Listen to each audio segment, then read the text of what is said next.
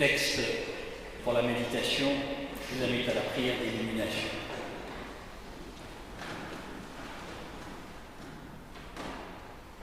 Mon Dieu, il arrive toujours que des hommes se comprennent si tu répands sur eux ton esprit. Fais-le descendre sur nous, ton Église d'aujourd'hui, et remplis de sa force nos paroles impuissantes. Mets dans notre bouche un langage nouveau pour que le monde s'y reconnaisse, que les femmes et les hommes d'aujourd'hui apprennent dans leur propre langue ton message de délivrance. Amen.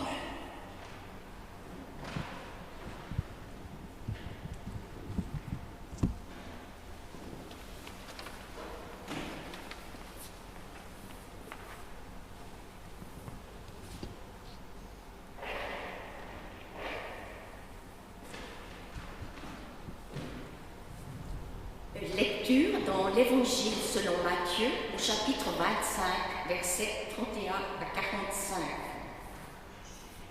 Quand le Fils de l'homme viendra dans sa gloire, accompagné de tous les anges, alors il siégera sur son trône de gloire.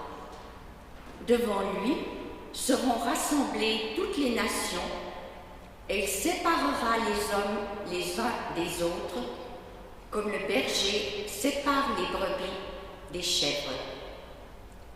Il placera les brebis à sa droite et les chèvres à sa gauche.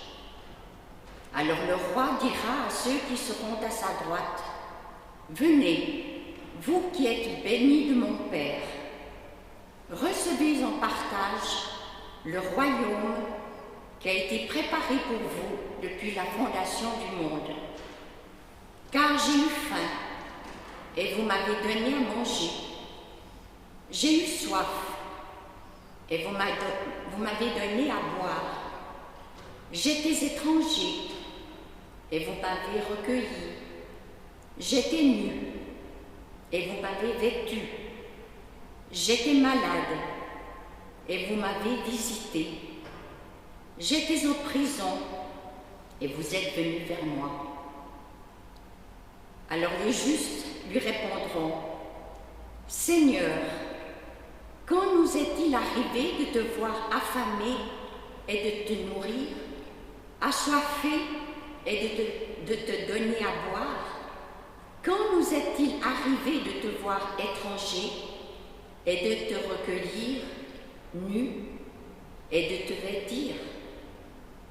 Quand nous est-il arrivé de te voir malade ou en prison et de venir à toi? » Et le roi leur répondra, « En vérité, je vous le déclare, chaque fois que vous l'avez fait à l'un de ces plus petits, qui sont mes frères, c'est à moi que vous l'avez fait. » Alors il dira à ceux qui seront à sa gauche, « Allez-vous-en, loin de moi, maudits, au feu éternel qui a été préparé pour le diable et pour ses anges. Car j'ai eu faim, et vous ne m'avez pas donné à manger. J'ai eu soif, et vous ne m'avez pas donné à boire. J'étais étranger, et vous ne m'avez pas recueilli. J'étais nu, et vous ne m'avez pas vêtu. J'étais malade et en prison, et vous ne m'avez pas visité. » Alors eux aussi répondront, « Seigneur, quand nous est-il arrivé de te voir affamé ou assoiffé, étranger ou nu, ou malade, ou en prison, sans venir t'assister? » Alors il leur répondra, « En vérité, je vous le déclare, chaque fois que vous ne l'avez pas fait à l'un de ces plus petits, à moi non plus, vous ne l'avez pas fait. » Amen.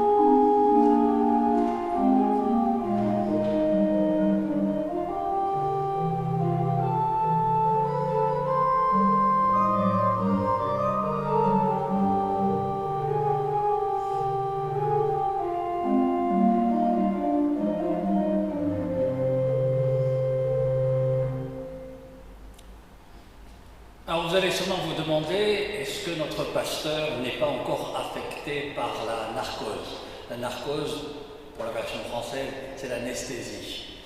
Parce que je vous propose le lundi un texte, et puis le dimanche, c'est un autre que je vous propose. Le problème souvent qui se pose, c'est que lorsqu'on prend un texte et qu'on commence à le travailler, et on le fait mûrir, et à un moment donné, il nous renvoie vers d'autres textes, comme celui que vient de lire Maria. Au départ, je suis parti sur cette question. Est-ce que la tentation du bien est-elle plus dangereuse que la tentation du mal?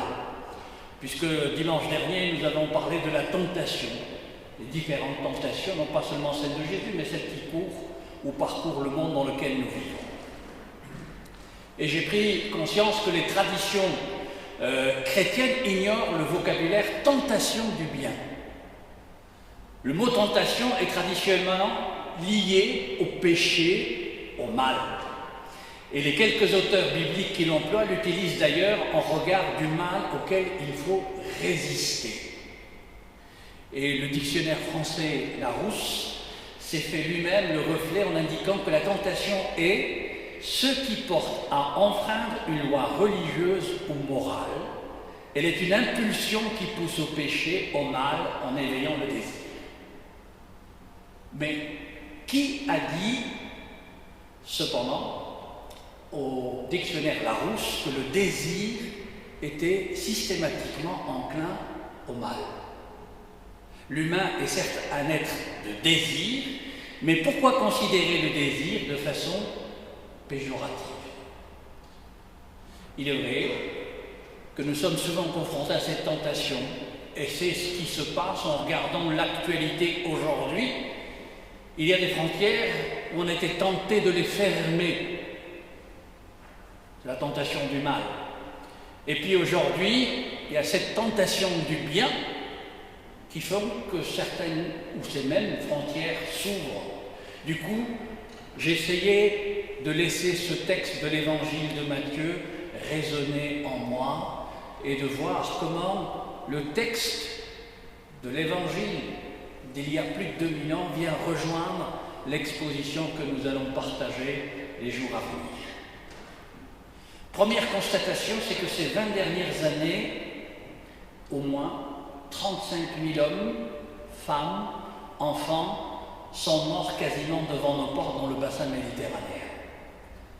Ce berceau de notre civilisation, synonyme souvent de vacances de soleil, est devenu une grande tombe qui abrite désormais ceux qui avaient pris leur courage à deux mains en quittant leur pays natal, sous l'urgence des circonstances, qui les en font fuir dans l'espoir d'une vie meilleure, plus au nord. Je ne sais pas si vous vous souvenez de cette terrible photo de cet enfant syrien qui était mort noyé, qui a choqué, qui a marqué.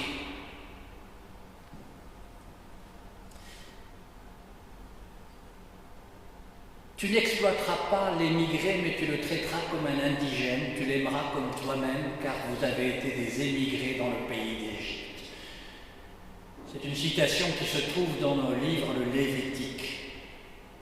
Cette loi morale date d'il y a plus de 3000 ans. Et cette manière de raisonner pour ces gens-là, cette loi peut être raisonnée de manière différente en nous en 2022. Comme une question qui semblait déjà faite débat dans l'Antiquité, puisqu'elle y trouve mention dans la Torah juive. Ou encore comme un appel intemporel, un postulat quasiment universel d'une égalité de droit pour tous, indigène ou non. Donc un objectif, une vision à ne pas perdre de vue et à atteindre peu à peu. Alors, au vu des plus de 70 millions de réfugiés dans le monde, 70 millions de réfugiés dans le monde, comme une phrase cynique, vide de son sens, comment vivre cette actualité aujourd'hui? Alors, indéniablement, il a paru important aux rédacteurs du Premier Testament d'y inscrire la revendication de l'amour du prochain, de l'accueil de l'étranger en lui donnant un ancrage au sein de la propre expérience du peuple d'Israël. Et on a inscrit ce sentiment dans la loi et dans la spiritualité. Parce que le peuple d'Israël a vécu dans l'exil, a vécu les souffrances en Égypte, tel que nous pouvons le relire dans le 2e livre de l'Ancien Testament, le livre de l'Exode, au tout premier chapitre. Alors que les Égyptiens asservirent les fils d'Israël avec brutalité et leur rendirent la vie amère par une dure servitude, mortier, briques, tous travaux des champs, bref, toutes les servitudes qui leur imposèrent avec brutalité. L'Exode, plus de 3000 ans ce texte, qui est d'une actualité terrifiante quand on voit ce qui se passe juste dans le pays voisin. Le terme exode est un mot grec qui signifie sortie, départ et qui marque une expérience clé du peuple de Dieu qui a fui, qui a choisi l'exil devant un pharaon les forçant aux servitudes avec brutalité. Il n'y a donc rien d'abstrait, c'est purement et simplement l'expérience commune qui implique une réciprocité solidaire. Cette notion de solidarité est basée sur le principe de l'intégrité, de la dignité humaine. Et les lois ont la fonction de garantir à tous une protection et une existence sociale, ce que le code de l'alliance entre Dieu et son peuple appelle à plusieurs reprises, ce que les prophètes rappellent en dénonçant les inégalités, en plaidant la défense des plus démunis. Alors quand je regarde toute l'Écriture, nous pouvons voir que l'exode du peuple d'Israël n'est pas le seul récit qui concerne la fuite, l'exil.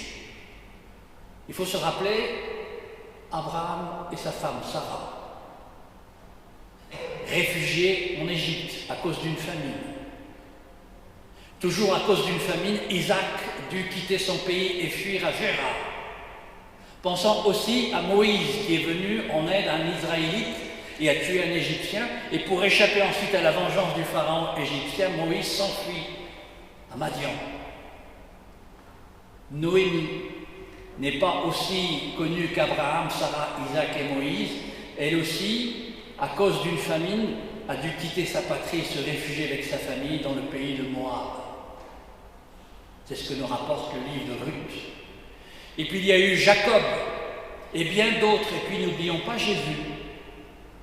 L'évangile de Matthieu nous rapporte que peu de temps après sa naissance, il a dû fuir en Égypte avec ses parents pour échapper aux soldats d'Hérode. Après sa mort et sa résurrection, ses disciples n'allaient pas mieux. En raison de leur foi en Jésus-Christ, ils ont été persécutés et ont dû fuir. Le thème de la fuite traverse donc toute la Bible. Sans cesse, il y est question de personnes obligées à se mettre en route, des personnes qui sont déracinées, réfugiées à la recherche d'une terre qui les accueille. Et de manière fascinante, tout comme les récits de la Bible, dialoguent avec chaque époque dans laquelle ils sont lus.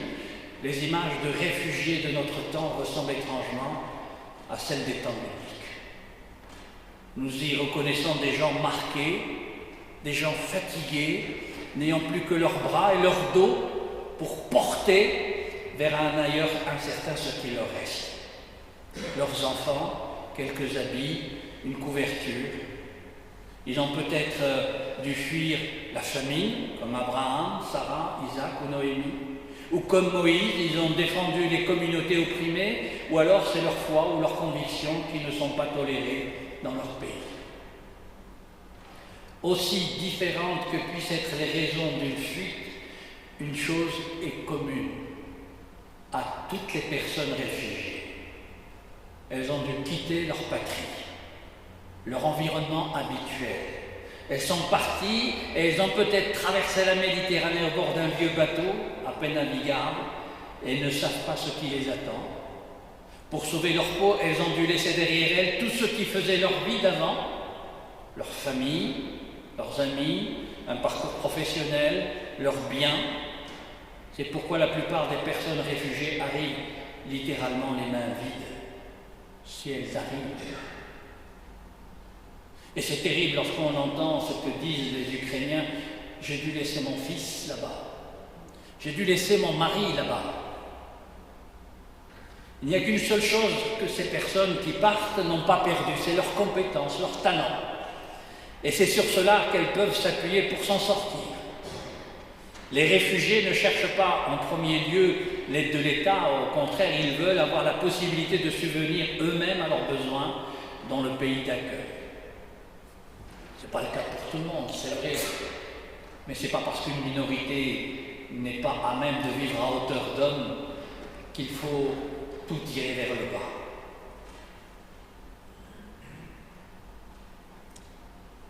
Alors je voudrais revenir à nos réfugiés bibliques.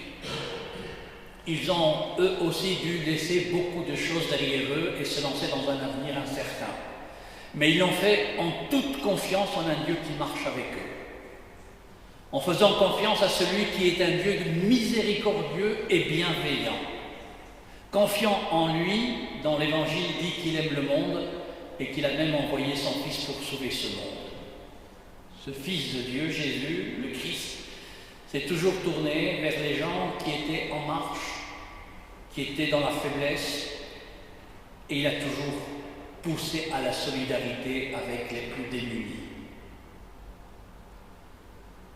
Avec les réfugiés bibliques, Dieu avait de grands plans et il les a fait aller de l'avant.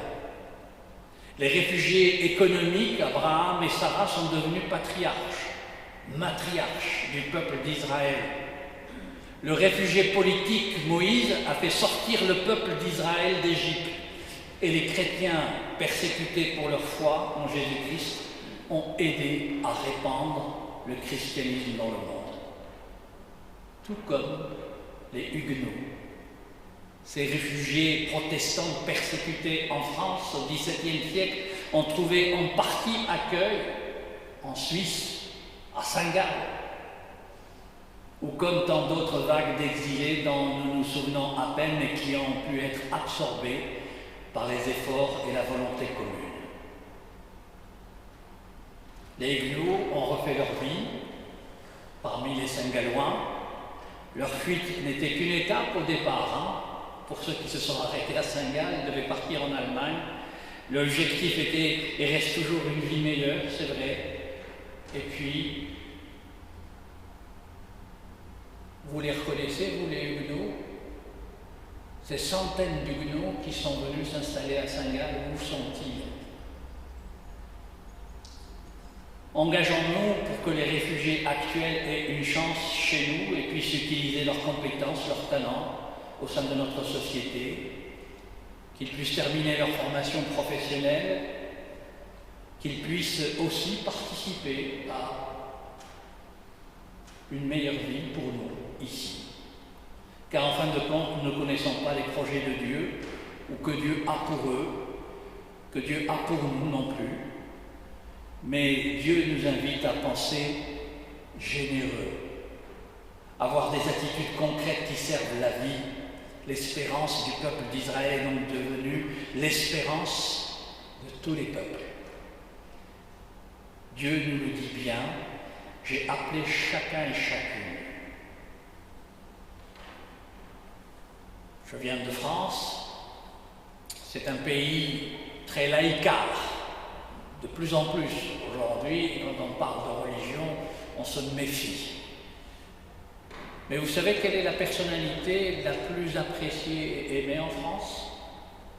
Par tous. C'est l'abbé Pierre, le créateur de l'association Emmaüs. Parce que c'était, dit-on, croyant ou incroyant, c'était un homme de bien. Mais on oublie que cet homme de bien s'est nourri de toutes les paroles d'évangile, que c'est ces paroles de solidarité, d'amour pour le prochain qui l'ont poussé à choisir de tomber dans la tentation du bien. J'ai commencé cette prédication en posant la question: la tentation du bien est-elle plus dangereuse que la tentation du mal? Qu'est-ce qui vous traverse, vous, personnellement? Quelle est la tentation qui vous mobilise, qui vous nourrit? Vous voyez, la tentation du bien est aussi forte que cette tentation du mal. Alors que le Seigneur nous donne à chacun et à chacune de nourrir cette tentation en nous pour que nous soyons heureux, épanouis et solidaires. Amen.